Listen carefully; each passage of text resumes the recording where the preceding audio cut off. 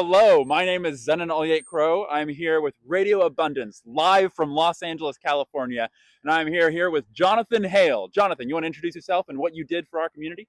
Yeah, hey, how's it going? My name's Jonathan, and what I did was I organized a group of neighbors. We painted a set of crosswalks here at Stoner Park, and we got the city to remove them, and then the city repainted them. We took advantage of the backlash from them getting removed to force the city to repaint the crosswalks and make other improvements around the park, which we're really excited about. So, Johnny, can you tell me more about how these crosswalks came to be?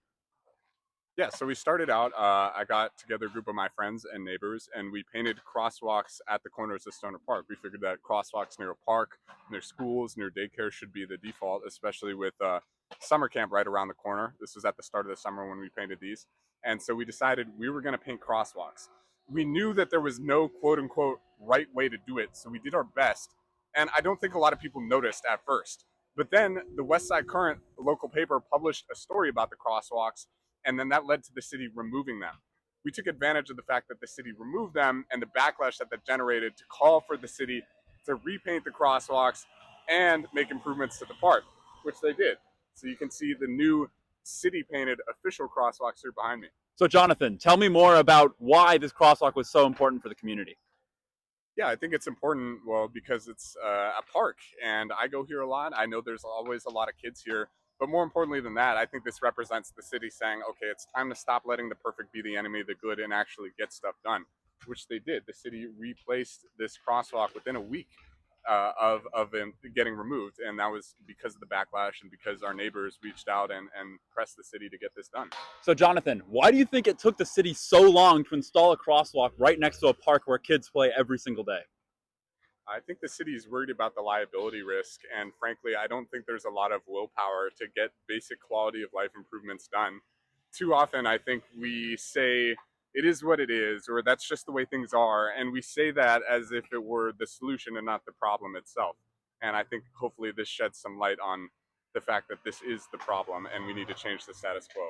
So, Jonathan, you mentioned that there's one other thing nearby that is another example of the failure of LA city governance to get things done. You want to talk about that a little bit more? Yeah, for sure. Well, we're actually a couple houses down from 1747 Stoner, which is the site of an ED1 project. That's 100% affordable housing built that gets around parking requirements because it's affordable. It's non-subsidized affordable housing. And there's so much community resistance to this affordable housing and round after round of community input and meetings that we don't need because people's lives are at stake. Just like here with the crosswalks, people's lives are at stake. If we don't make these improvements, somebody will get hurt. With housing, people's lives are at stake because if we don't build housing, people will become homeless and people will struggle to pay their rent. And so I think this is just an example of how we need to get things done across the board because the stakes are high and we need to stop waffling about this stuff. So, Jonathan, can you tell me what's next for the crosswalk movement? Yeah, for sure. Well, I guess for starters, I'm not really affiliated with an organization. I get help from the Crosswalk Collective. They're an amazing group that does work mostly in Hollywood and Mid-City. But I think the point of this is that we need to cultivate this culture of civic engagement and community building, and we need to stop pretending like this is somebody else's problem. It's our problem. It's all of our problem. So the thing that's next is on this Sunday, we're going to be painting crosswalks in Venice and then going to Ciclavia. And the city has agreed to a meeting where we're going to talk about infrastructure improvements and practical things that we can do to speed up our bureaucratic processes and get stuff done, which I'm excited about.